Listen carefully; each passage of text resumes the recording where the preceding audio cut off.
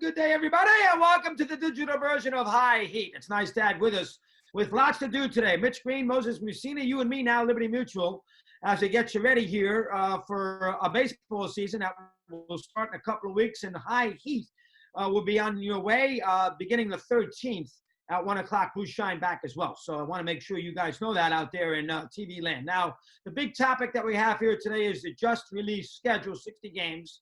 You know the parameters of it. We'll go through a couple of specifics now. But let's get one big thing on the table right out of the gate. Don't quibble, all right? If you're a Met fan annoyed about your finish and you're saying, boy, the Yankees got a break, or if you're a Dodger fan that didn't like this, or if you're a Cub fan that didn't like that, or if you're sitting here, if you're a Red fan saying, boy, what a break we got with Detroit early part of their schedule, let's be careful. This is a schedule that is, you know, the first schedule since the 1870s that is this light with 60 games. It's very tricky with the travel, you know, the division correlation, of course, with, you know, the teams playing just their corresponding division in the other league, the times of the games. I mean, there's a lot that goes in, the days off. I mean, it's very, very tricky. So to me, all bets are off if you're going to sit there and start examining, saying, well, the Yankees got this break, the Mets got. It's almost impossible to do that this year, so let's keep that in mind right out of the gate. The second thing you want to keep in mind, in New York, for instance, a lot of people are saying, boy, what a break the Yankees got. Look at their last couple of weeks of the season. A lot of Toronto, a lot of Baltimore, and a lot of Miami.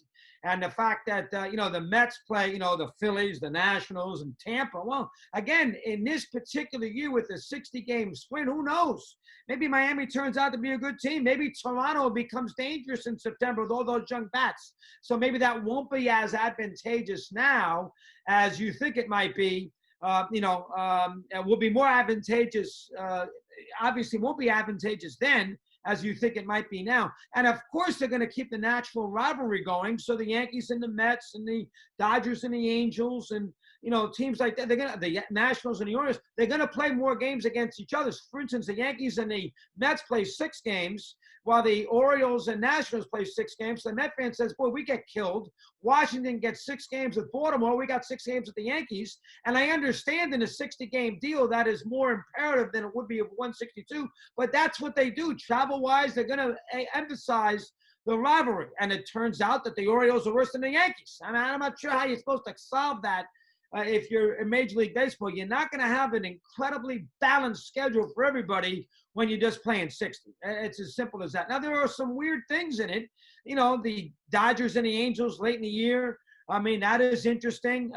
Road trips with, Dodgers, Seattle, 4 games, back-to-back day games and all those things. That is interesting. The Sunday night schedule, you know, they're going to emphasize the Yankees and the Red Sox who play twice, the Giants and the Dodgers, the Cubs and the Cardinals, the Braves and the Phillies. They're going to emphasize that, which makes perfect sense.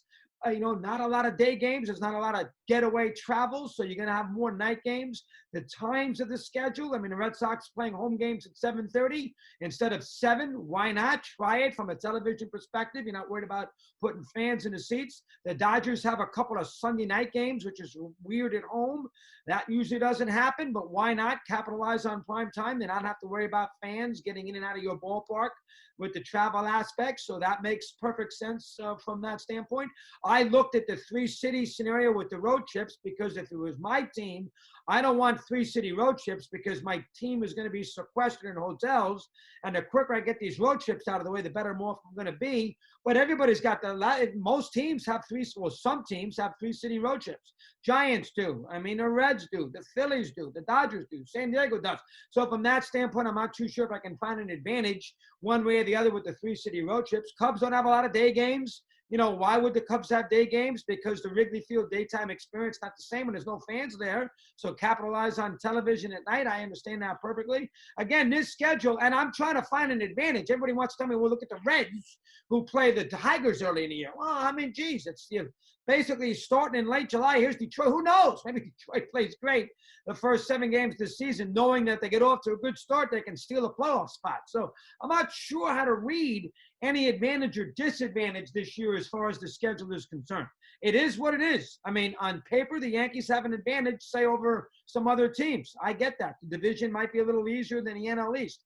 I get that too. I get the idea that the Yankees will only play the Phillies 4 times, the Marlins 3 times, and the Mets 6 times. So it's a little unbalanced. I understand that. Again, you will have to just live and bear with it here in 2020. It's very tricky to quibble. This is a very dicey situation. Play the 60 games. It's only 37% of the season. And obviously, there's going to be a little inequity in it. There's no way around it. You have to understand that. Again, I think when you look at this schedule and you look at the teams, I'm going to stay where I was in March. I'm still going to think the Dodgers. I'm still going to think the Yankees. I'm still going to think the Astros. That's not going to change. I know who the good teams are, whether the schedule is favorable or not favorable. And I know the wild cards in the sport are still the White Sox, still the Reds, teams that can go one way or the other who might be very, very dangerous. That's not going to change either. I mean, so to me, it's unknown territory. Let's see how it plays itself out.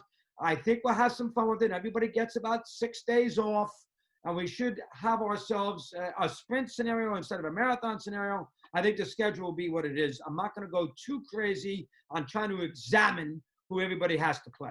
So that's where we stand on this afternoon show. And don't forget, we'll see you Monday. Moses, great job. Mitch Green, great job. Liberty Mutual, of course. And I'll see you on the 13th. That will be a 1 o'clock show with the return of High Heat. Until then, adios.